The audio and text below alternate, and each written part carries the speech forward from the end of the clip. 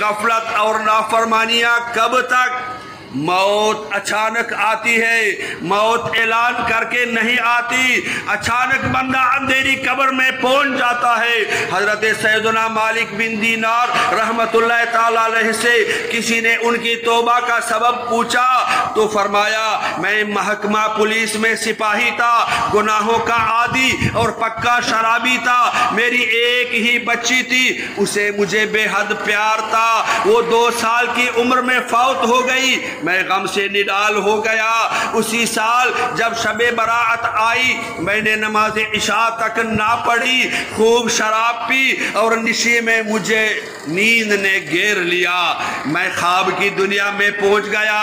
क्या देखता हूं कि महशर बरपा है, मुर्दे अपनी अपनी कब्रों से उठकर जमा हो रहे हैं। इतने में मुझे अपने पीछे सरसराहट महसूस हुई। मुड़कर देखा तो एक कदावर सांप मुंह खोले मुझ पर हमला और होना चाहता है। मैं घबरा कर भाग खड़ा हुआ, सांप भी मेरे पीछे पीछे दौड़ने लगा। इतने में एक नूरानी चेहरे वाले कमजोर बुजुर्ग पर मेरी नजर पड़ी। मैंने उनसे फरियाद की। उन्होंने फरमाया, मैं बेहद कमजोर हूं, आपकी मदद नहीं कर सकता। फिर मैं तेजी के साथ भागने लगा। सांप भी बराबर ताकुब में था।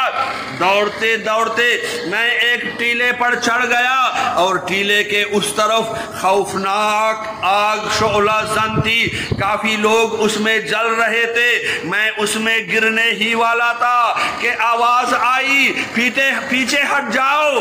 तो इस आग के लिए नहीं है। मैंने अपने आप को संभाला दिया और पलटकर दौड़ने लगा। सांप भी पीछे पीछे था। वही कमजोर बुजुर्ग मुझे फिर मिल गया और रो कर फरमाने लगे, अफसोस मैं बहुत कमजोर हूं, आपकी मदद नहीं कर सकता। वो देखिए सामने गोल पहाड़ है, वहां मुसलमानों की अमानतें हैं, वहां तशरीफ ले जाइए। अगर आपकी भी वहां कोई अमानत हुई तो इंशाअल्लाह रिहाई की सूरत निकल आएगी। मैं गोल पहाड़ पर पहुंचा। वहां दरीचे बने हुए थे। इन दरीचों पर रेशमी पर्दे लटक रहे थे। दरवाजे सोने के थे और उनमें मोती जड़े हुए थे। फरिश्ते ऐलान फरमाने लगे, पर्दे हटा दो, दरवाजे खोल दो। शायद इस परेशान हाल की कोई अमानत यहां मौजूद हो जो उसे इस सांप से बचा ले। दरीचे खुल गए। बहुत सारे बच्चे चांद से चेहरे चमकाते जागने लगे। उनमें मेरी फौज शुदा 2 साला बच्ची भी थी। मुझे देखकर रो रो कर चिराने लगी, खुदा की कसम ये तो मेरे अब्बू जान है। फिर जोरदार छलांग लगाकर वो मेरे पास आ पहुंची। अपने बाएं हाथ से मेरा दायां हाथ थाम लिया। ये देखकर वो कद और सांप पलट कर भाग खड़ा हुआ। अब मेरी जान में जान आ गई। बच्ची मेरे गोद में बैठ गई और सीधे हाथ से मेरी दाढ़ी सहलाते हुए उसने पारा 27 सूरतुल हदीद की 16वीं आयत का ये जुज़ तिलावत किया। अलम यानि लिल्लज़ीना आमनू अन तख़शअ क़ुलूबुहुम लिज़िक्रिल्लाहि वमा नज़ल मिनल हक़।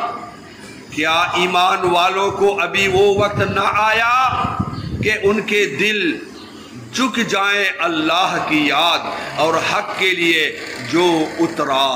अपनी बच्ची से ये आयत करीमा सुनकर मैं रो पड़ा। मैंने पूछा, बेटी वो कदावर सांप क्या बला थी?